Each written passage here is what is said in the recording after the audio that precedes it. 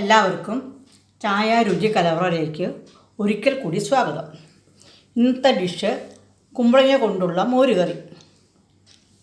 അത് എങ്ങനെയാണ് തയ്യാറാക്കുന്നത് നമുക്ക് നോക്കാം. ഞാനൊരു പാൻ അടുപ്പത്ത് വെച്ച് അതിലേക്ക് ഒരു കഷ്ണം കുമ്പളങ്ങ ചെറിയ കഷ്ണമൊക്കെ ഇട്ടിട്ടുണ്ട്. അതിലേക്ക് കുറച്ച് മഞ്ഞൾപ്പൊടി ഇട്ട് കൊടുക്കുക. ഒരു സ്പൂൺ കുരുമുളക് പൊടി ഇട്ട് കൊടുക്കുന്നു.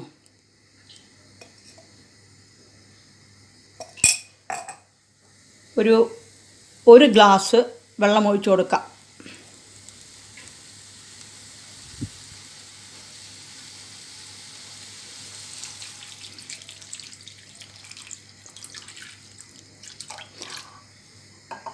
ആവശ്യത്തിന് ഉപ്പിട്ട് കൊടുക്കാം.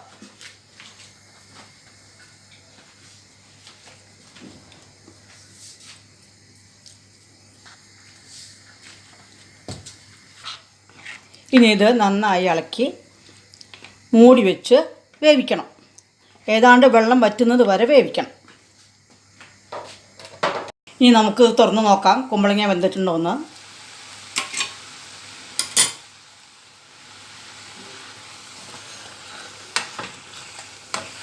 കുമ്പളങ്ങ നന്നായി വേവണം. എന്താണെന്ന് വെച്ചാൽ ഇതിൽ തൈര് ഒഴിക്കുമ്പോൾ കുമ്പളങ്ങയുടെ വേവ് കുറയും. അതുകൊണ്ട് ഈ വെള്ളം വറ്റുന്നത് വരെ ഒന്നും കൂടി നമുക്ക് മൂടി വയ്ക്കാം.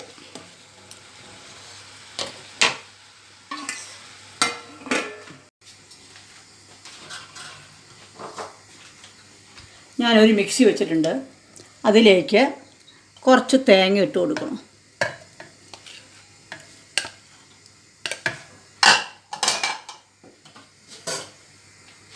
ഒരു 5 പച്ചമുളക് ഇട്ട് കൊടുക്കും. ഒരു 10-20 മണി ഉലുവ.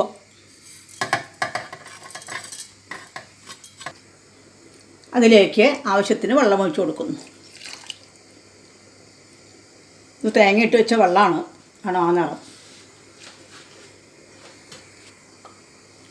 ഇനി ഇത് നമുക്ക് അടച്ച് നന്നായി അരച്ചെടുക്കണം. വെണ്ണ പോലെ അരയ്ക്കണം. നമുക്ക് മിക്സി തുറന്ന് നോക്കാം. നന്നായി അരഞ്ഞിട്ടുണ്ട് തേങ്ങയും പച്ചമുളകും ഉലുവയും. ഇത് നമുക്ക് വേറൊരു പാത്രത്തിലേക്ക് മാറ്റാം. കുമ്പളങ്ങ നന്നായി വെന്തു, വെള്ളം വറ്റി. ഇതിലേക്ക് നമുക്ക് തേങ്ങ അരച്ച് വെച്ചത് ഒഴിച്ചു കൊടുക്കാം.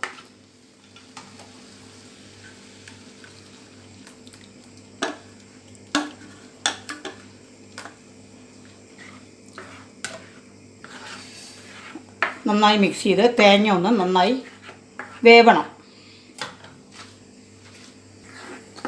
തേങ്ങ ഒഴിച്ച് അത് നന്നായി തിളച്ച് വരുന്നുണ്ട്.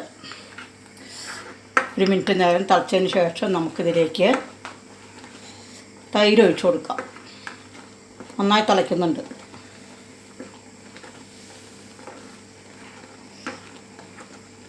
ഇനി നമുക്കിതിലേക്ക് തൈര് ഒഴിക്കാം.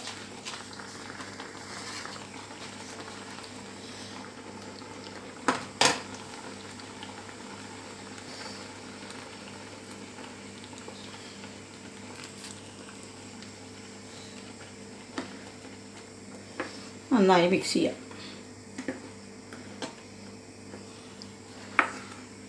നമ്മളിതിലേക്ക് തൈര് ഒഴിച്ചു. തൈര് ഒഴിച്ച് കഴിഞ്ഞാൽ തിളയ്ക്കരുതെന്നാണ് പറയുക. അപ്പോൾ നന്നായി ചൂടാകുമ്പോൾ നമുക്കിത് ഓഫ് ചെയ്യാം.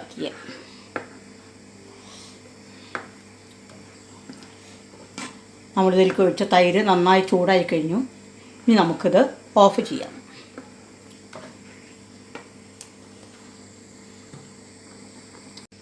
ഒരു ചീനച്ചട്ടി അടുപ്പത്ത് വെച്ചിട്ടുണ്ട്.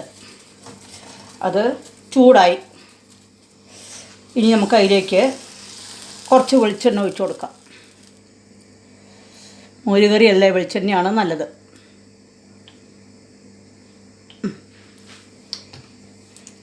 ഈ വെളിച്ചെണ്ണ ചൂടായും തോന്നുന്നു. അതിലേക്ക് 1 സ്പൂൺ കടുകിട്ട് കൊടുക്കാം.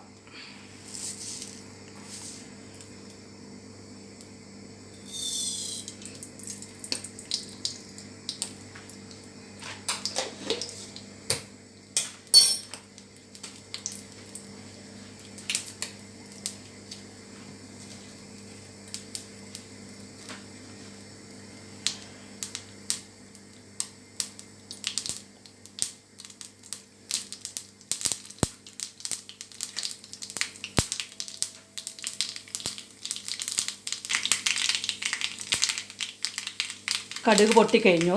അതിലേക്ക് 2 വറ്റൽമുളക് ഇടുന്നു, ഒരു 10 വേപ്പില ഇടുന്നു. ഇനി നമുക്ക് തീ ഓഫ് ചെയ്യാം.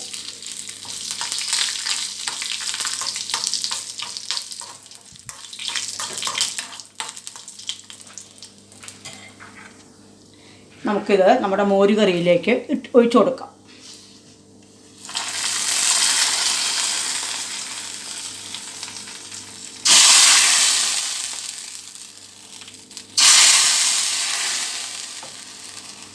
അപ്പോൾ നമ്മുടെ മോര് കറി തയ്യാറായി കഴിഞ്ഞു.